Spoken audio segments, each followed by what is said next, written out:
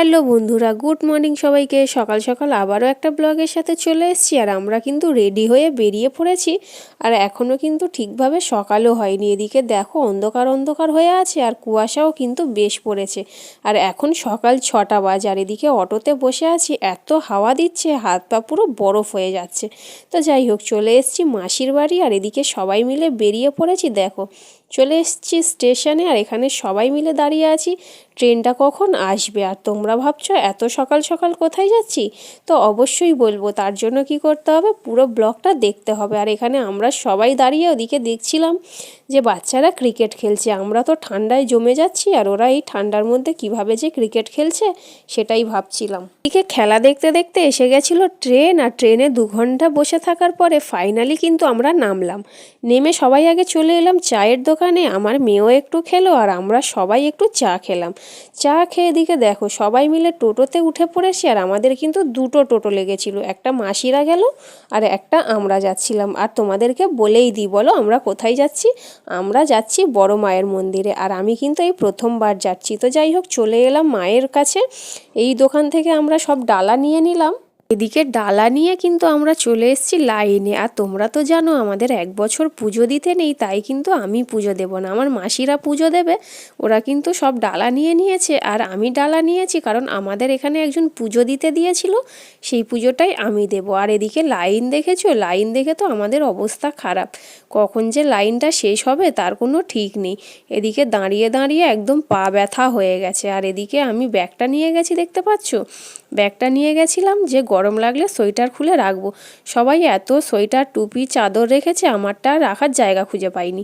আর এদিকে দেখো যারা লাইন দিচ্ছে না, এই মন্দিরে পুজো দিয়ে চলে যাচ্ছে।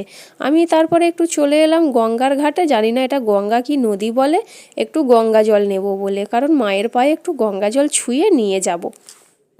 আর এদিকে লাইনে দাঁড়িয়ে দাঁড়িয়ে দেখছিলাম কত সব জল ভরতে যাচ্ছিল বিয়ের জন্য। আর এদিকে দেখো সবাই হলুদ পরেছে, বেশ ভালো লাগছে। তাই ভাবলাম তোমাদের সাথেও একটু শেয়ার করি। দাঁড়িয়ে দাঁড়িয়ে সময় কাটছে না, আর কি করব। আর এদিকে কিন্তু আমরা অনেকক্ষণ লাইনে দাঁড়ানোর পরে ফাইনালি মায়ের মন্দিরের কাছে এসেছি। আর আমরা লাইন দিয়েছি সকাল 10টা, আর এখন 12টা বাজে। আর হয়তো কিছুক্ষণ লাগবে মন্দিরের ভেতরে যেতে।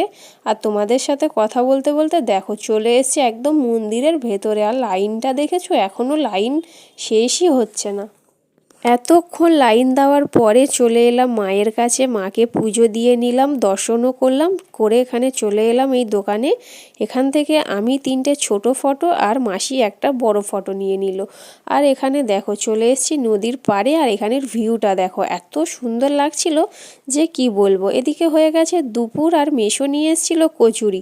তো সবাই মিলে এখানে কচুরি খেয়ে ট্রেনে উঠে পড়লাম। আমার মেয়ে ওখান থেকে এইটা কিনেছিল, আর এটা হাওয়ায় ধরেছি, দেখো কি সুন্দর ঘুরছে। দেখে একদম ছোটবেলার কথা মনে পড়ে গেল। কিন্তু এটার নাম কি আমি জানি না, তোমরা যদি জেনে থাকো অবশ্যই কিন্তু জানিও। আর এখানে সবাই মিলে বসে আছি। আর ট্রেন ছাড়তে কিন্তু বেশ কিছুক্ষণ দেরি আছে।